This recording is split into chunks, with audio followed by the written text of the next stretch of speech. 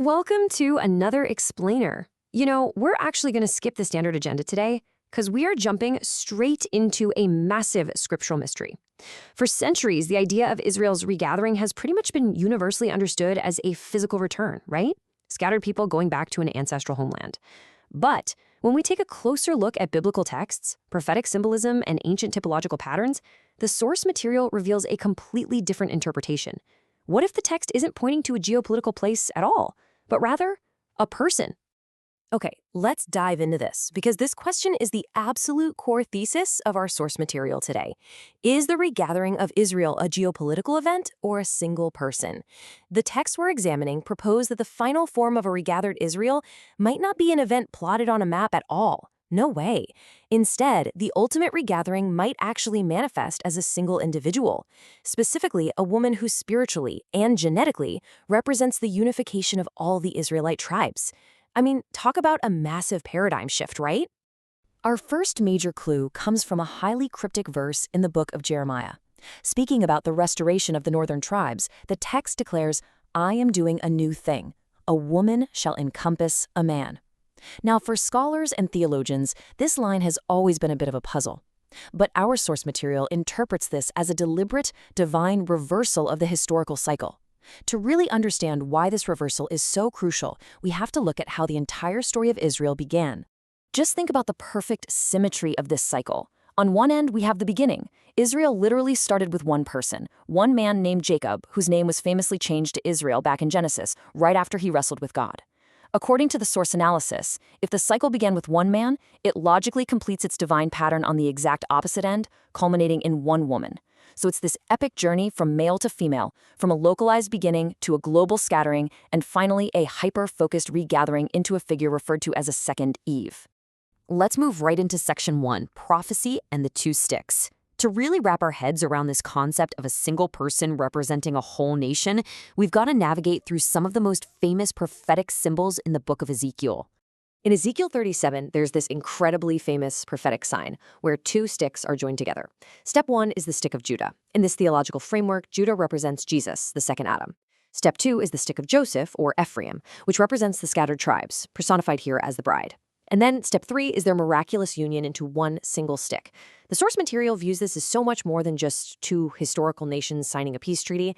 It's actually seen as the ultimate mystery of marriage between Christ and the church. It takes a massive national prophecy and distills it right down into an intimate individual union. Bringing us to section 2, clues in Joseph's life. Now, what's really interesting here is how the Old Testament figure of Joseph acts as a huge typological clue for everything we're exploring. It starts right at the foundational level, his name. In Hebrew, Joseph translates to "I shall bring in" or "I shall gather in." His very identity is literally bound to the concept of regathering. And if you know the story of Joseph in Egypt, you know that he quite literally regathered his estranged, starving brothers during a famine. He brought that fractured family back together. Our source points out that this physical regathering perfectly prefigures his ultimate spiritual descendants' mission to regather the scattered tribes globally. But here's where the clues get incredibly specific. We all know about Joseph's famous coat of many colors. Well, the Hebrew term for this is katonet pasim. Historically, this specific type of garment was typically reserved for princesses or the virgin daughters of royalty, which really begs the question, why exactly would the patriarch Jacob give his male heir a princess dress? The source text suggests this is a deliberate coded clue, revealing that the ultimate birthright holder from Joseph's royal line would actually manifest centuries later as a female. Let's map this out clearly. We find a fascinating Adam and Eve typology in the relationship between the tribes of Judah and Ephraim. First, we see Adam. Typologically, Adam represents Judah, and redeemed Judah is perfectly seen in the figure of Jesus. Second, we have Eve. Eve represents Ephraim, the northern tribes. Just as Eve was tempted by forbidden fruit and encouraged Adam to partake, historical Ephraim engaged in idolatry and influenced Judah to do the exact same thing. Therefore, redeemed Ephraim must be represented by a second Eve, a bride whose union with a second Adam completely restores the very thing that was lost in the Garden of Eden. So how does all of this translate across the historical divide? Let's jump into section 3, Echoes in the New Testament, where we fulfill the pattern. Listen to this highly specific statement from Jesus in Matthew 15. I was sent only to the lost sheep of Israel. The source identifies these lost sheep not just as some generic term for sinners, but specifically as the scattered northern kingdom of Ephraim. These were the tribes dispersed worldwide centuries earlier. And according to the text, finding and redeeming this scattered Israel actually became the literal foundation of the early Christian church. Which brings us right to one of the most famous encounters in the entire New Testament, the Samaritan woman at the well in John chapter 4. The source views this entire interaction as a micronarrative, a coded type representing all of scattered Israel. First off, a man and a woman meeting at a well. That is a classic biblical motif for marriage. I mean, think of Isaac, think of Jacob. Jesus, representing Judah, is at the well speaking to a Samaritan, and Samaritans, historically speaking, were remnant Ephraimites.